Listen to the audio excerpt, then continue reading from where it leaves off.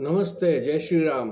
Corporate Hindu के आज के इस एपिसोड में आप सभी का स्वागत है और आज का एक बहुत इम्पोर्टेंट नया टॉपिक है जिस पर आज हम बात करेंगे। और 3 महीना बाकी है जनरल इलेक्शन के लिए। डेट बहुत जल्दी अनाउंस हो जाएगा। मेरे मन में एक सवाल है कि मैं वोट किसको दूं इस बार। सब लोग कह रहे हैं कि बीजेपी को ही दे दो वोट, मोदी जी को वोट दे दो। श्री राम अयोध्या में श्री राम जी का मंदिर बना है तो आप उधर ही वोट दे दो, और मोदी जी बहुत विकास कर रहे हैं, उधर ही वोट दे दो और कुछ मत देखो। पर मेरा एक सवाल है, मैं राहुल गांधी को क्यों वोट न दूं? राहुल गांधी में खराबी क्या है? मैं ममता बनर्जी को क्यों वोट न दूं? उनमें खराबी क्या है? अच्छा, आप कहते हैं वो अच्छे नहीं है, तो क्या बीजेपी के सारे एमएलए एमपी अच्छे हैं? सारे एमपी अच्छे हैं बीजेपी के? उनको क्यों वोट दूं मैं? आप मुझे बताइए। तो आज एक ऐसा टेस्ट करेंगे जिससे मालूम पड़ेगा कि हम वोट किसको देना है। देखिए, आपके पसंद के कांग्रेस हो सकते हैं, मेरे पसंद के बीजेपी हो सकते हैं, आपके पसंद के ममता बनर्जी टीएमसी हो सकता है, आम आदमी पार्टी हो सकता है, कोई भी हो सकता है, मेरे पसंद के कोई भी हो सकते हैं। पर एक कॉमन प्लेटफॉर्म में आइडेंटिफाई कैसे करेंगे एक्चुअली में किसको वोट देना चाहिए।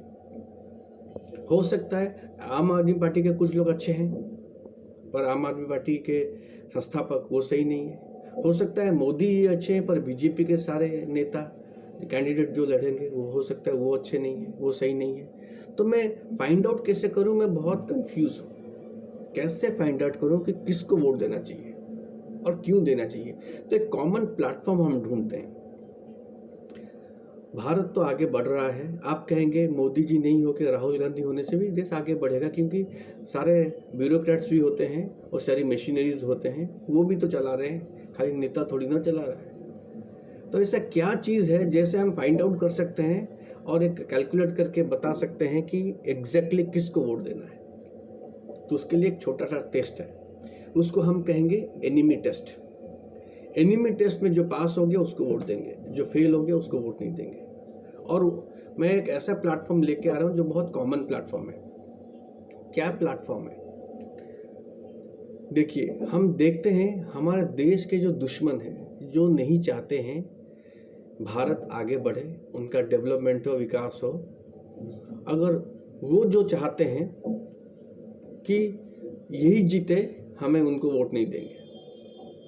अगर वो चाहते हैं कि ये ना जीते, हम उसको वोट देंगे, क्योंकि दुश्मन हमेशा चाहता है कि सरकार वही आए जो जिनको वो कंट्रोल कर सकता है और जो उनके साथ दोस्ती कर सकता है और जो उनकी बात मान सकता है, वो अपनी बात मनवा सकते हैं। दुश्मन उसी को सपोर्ट करता है। अब दुश्मन जो कहेगा हम उसके अपोजिट करेंगे। एक छोटा सा टेस्ट है। इसमें तो ये नहीं रहा ना मेरा कांग्रेस आपका बीजेपी, मेरा टीएमसी आपका आम आदमी पार्टी, ये सबके लिए समान है। दुश्मन तो हम सबके लिए समान है।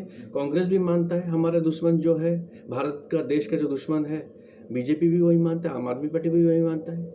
वहाँ फर्क है तो अलग बात है। तो आइए वो 3-4 चीज़ें हैं उनकी टेस्ट करते हैं। सबसे पहले हम देखते हैं भारत के जो दुश्मन है, दुश्मन देश कौन से? 2 तरीके के देश होते हैं। एक तो जिसको भारत की डेवलपमेंट पसंद नहीं है, एक दूसरा देश है जिसको भारत ही पसंद नहीं है। भारत के डेवलपमेंट किसको पसंद नहीं है? यूरोपियन कंट्रीज़ और अमेरिका, ये लोगों को पसंद नहीं है, क्योंकि हम अंडर डेवलप रहेंगे तो हम हमेशा बायर बनेंगे और उनकी सारी चीज़ें इंपोर्ट करेंगे। हम अगर सेल्फ रिलायंट हो गए, हम मेक इन इंडिया सब कुछ करने लगे, तो उनको बिजनेस कैसे मिलेगा? तो वो नहीं चाहते भारत डेवलप करे, भारत ग्रो करे। वो एक कैटेगरी है। दूसरा कैटेगरी जिसको भारत पसंद ही नहीं है, जैसे चाइना को भारत पसंद नहीं है, पाकिस्तान को भारत पसंद नहीं है, टर्की को भारत पसंद नहीं है, आजकल मालदीव्स को भी भारत पसंद नहीं है। तो जिसको भारत बिल्कुल ही पसंद नहीं है, वो एक कैटेगरी के, तो हम उनको मानते हैं एक तरह से ये दुश्मन है, दुश्मन कंट्री, जो कभी भी नहीं चाहते भारत ग्रो करे, भारत के अंदर शांति हो, भारत सेल्फ रिलायंट बने, भारत आगे बढ़े, वो नहीं चाहते। तो मैं ये जानना चाहता हूँ, आप अपने आप से पूछिए, आप चाहे कांग्रेस के भक्त हैं, चाहे आप बीजेपी के भक्त हैं, अरविंद केजरीवाल के भक्त हैं, बीआरएस के भक्त हैं, डीएमके के भक्त हैं, टीएमसी के भक्त हैं, समाजवादी पार्टी के, बीएसपी के भक्त, किसी के भी भक्त हैं, आप चाहते हैं भारत ग्रो करे, भारत डेवलप करे, मेरा नेता हो, हर कोई चाहता है, पर भारत डेवलप करे ये तो चाहते हैं कि नहीं? ये तो कॉमन प्लेटफॉर्म है। आप मुझे बताइए, इस जनरल इलेक्शन में मोदी जी जीतना कि सारे डेवलप्ड कंट्रीज चाहते हैं कि मोदी जी जीत जाए और मोदी जी की वजह से देश आगे बढ़े, ट्रिलियन डॉलर इंडस्ट्री बने और हम एक्सपोर्ट करें, इंपोर्ट ना करें या कम इंपोर्ट करें, हम ऑयल कंट्रीज़ के ऊपर डिपेंडेंट ना हो, कोई भी चीज़ के ऊपर डिपेंडेंट ना हो। क्या वो बाहर के कंट्रीज चाहते हैं मोदी जी जीते? नहीं चाहते। और जो बिल्कुल पसंद नहीं करे, चाइना चाहता है मोदी जी फिर से आ जाए, पाकिस्तान चाहता है मोदी जी फिर से आ जाए, मालदीव चाहता है, टर्की चाहता है मोदी जी फिर से आ जाए, फिर से जीत जाए बीजेपी। तो ये एनिमी टेस्ट में, फर्स्ट टेस्ट में मोदी जी पास है। ये कोई भी नहीं चाहता कि मोदी जी फिर से आ जाए, फिर से वो प्राइम मिनिस्टर बन जाए, क्योंकि वो फिर से प्राइम मिनिस्टर बनने से बाकी लोगों को कोई फायदा नहीं होगा। पहला टेस्ट मोदी जी पास, यानी आप किसी के भी भक्त हो, देश अगर राहुल गांधी के हाथ में आएगा तो ग्रो नहीं करेगा, मोदी जी के हाथ में आएगा तो डेवलप करेगा, ये सबको पता है। तो हम उनको वोट देंगे। दूसरा चीज़, अभी ये कंट्री हो गया। सेकंड हम जाते हैं जो टेररिस्ट ऑर्गेनाइजेशंस है, ऑर्गेनाइजेशन के प्रति जाते हैं। जितने भी टेररिस्ट ऑर्गेनाइजेशंस है, जितने भी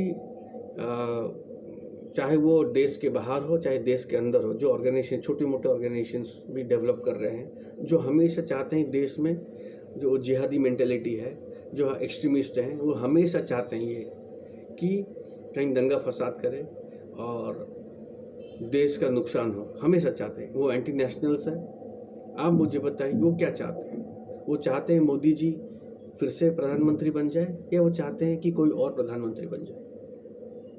वो टेररिस्ट जो है वो हम सबके लिए तो दुश्मन है ना, वो तो कॉमन प्लेटफॉर्म है। मैं मोदी भक्त हूँ या केजरीवाल भक्त हूँ या मैं मायावती का भक्त हूँ, किसका भी भक्त हूँ, हम तो ये तो मानते हैं कि टेररिस्ट देश के लिए नुकसान है।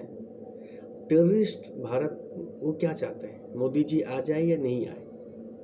अगर आपको लगता है टेररिस्ट चाहते हैं कि मोदी जी नहीं आना चाहिए इस बार, तो कुछ भी हो जाए। जिहादिस्ट चाहते हैं कि मोदी जी तो इस बार नहीं आना चाहिए, चाहे कुछ भी हो जाए। अगर ये सारे लोग ये मान रहे हैं कि मोदी जी नहीं आना चाहिए, तो आप सोचिए कि मोदी जी आने से उनको नुकसान है, जो देश के विरुद्ध काम करते हैं, जो लूटते हैं, चाहे वो फ्रॉड कंपनी बनाकर लूटते हैं, चाहे स्मगल करके लूटते हैं, चाहे धोखेबाजी करके, चाहे करप्शन करके, ये सारे कैटेगरीज के लोग, ये लोग क्या चाहते हैं?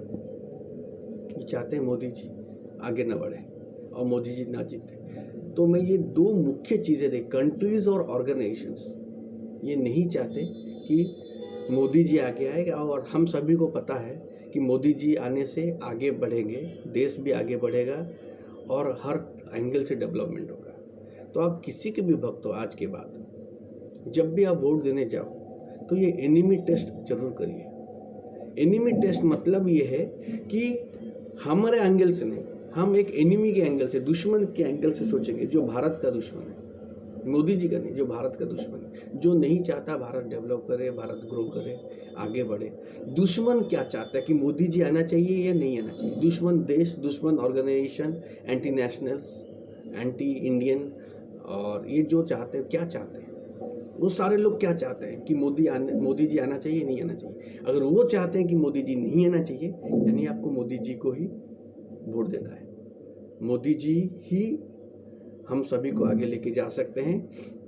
आप मोदी भक्त हो या ना हो, ये लॉजिकली एक बार जरूर सोचें, देश किसके हाथ में सेफ है। और एक बात है, जो लोग मुस्लिम सोचते हैं कि एंटी मुस्लिम से एक बात मैं बता देता हूँ, मोदी जी जब तक प्रधानमंत्री हैं, बीजेपी के कैंडिडेट जब तक प्रधानमंत्री है, सारे मुस्लिम्स भारत में सेफ हैं, और मोदी जी नहीं होने से वो सेफ नहीं है, बिल्कुल भी सेफ नहीं है। और बाहर कोई भी देश में जाके देखिए, कहीं भी सेफ नहीं है मुस्लिम्स, इंडिया में जितना सेफ है। तो ये मोदी जी ही हैं, बीजेपी ही हैं जो इनको साथ में सेफ रखा है। तो वीडियो को लाइक करिए, सब्सक्राइब करिए, और जब भी वोट देने जाएं तो ये सोच के जाएं कि मेरा दुश्मन क्या चाहता है, मैं उसी के अपोजिट में ही काम करूंगा। Thank you. जय श्री राम।